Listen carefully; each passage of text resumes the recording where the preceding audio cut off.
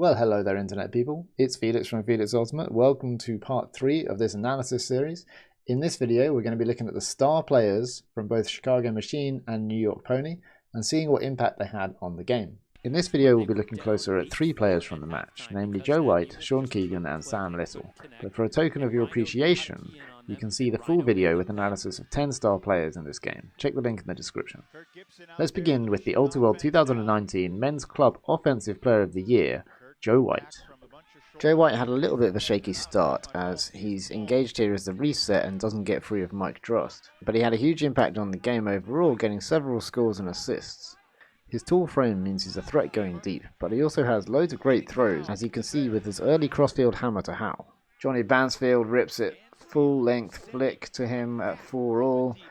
White makes the catch under a lot of pressure from Jeff Babbitt. One of Joe White's powerful but underrated moves is his inside throw and go backhand. Jack Hatchett takes a little step to the left and Joe White immediately steps forward, releases the throw as he's pivoting and is already on the move when the disc is in the air. In this example it clears the space a bit quicker so Evangelides and Howe can score, but we'll see it having more great effect later in the game.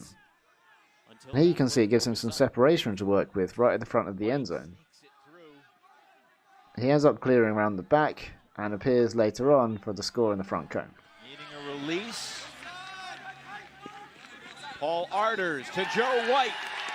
He also plays excellent defense here, marking Spielman and forcing a miscommunication, chasing down the disc to make sure of it and colliding with Mike Drost, who was the one who shut him out briefly earlier. Moves the disc around the back very nicely with Howe, setting up this very clinical cut away from Ben Katz, but uses his arm to push off a bit more than Katz is happy with. Here we see the inside throw and go move giving him separation and making him a very dangerous threat in a very dangerous area. In the end he's able to translate this into a cut across the field, catching the disc just outside the end zone, putting him in a prime position to just throw into the end zone for the score. Those strike cuts are the ones you have to take away, especially late in the stall count. Again, the inside out backhand throw and go move, setting him up for a deep cut which isn't thrown to. Catching it on the far side, seeing a deep cut develop and showing his throwing skill by putting up a long arching throw. This should have been completed, but there was a foul that was overruled by the observer.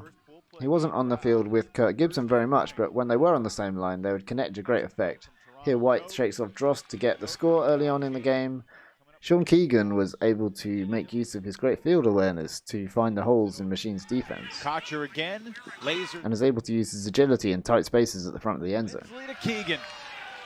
He gets a ton of touches and moves the disc around for PoNY. You can see him here getting annoyed at some contact from a defender just after half, and showing his versatility in throwing by finding the open space in the Chicago defense with a little knife over the top.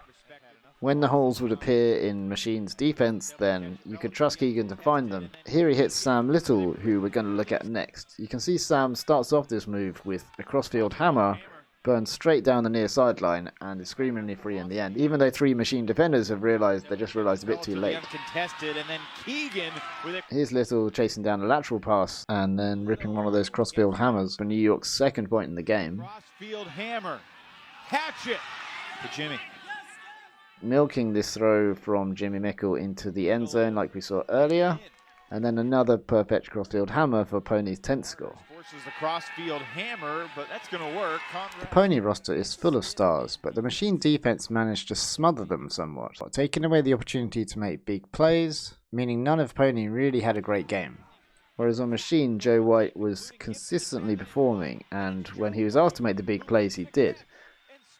Bansfield only made the big plays. And behind them, they had Kurt Gibson, who was doing what Kurt Gibson does. To see analysis of Gibson, Bansfield, Jimmy Mickle, Harper Garvey, and more star players' impacts on this game, check the link in the description and give a token of your appreciation through Patreon. I hope you enjoyed this video, and I'll see you again soon.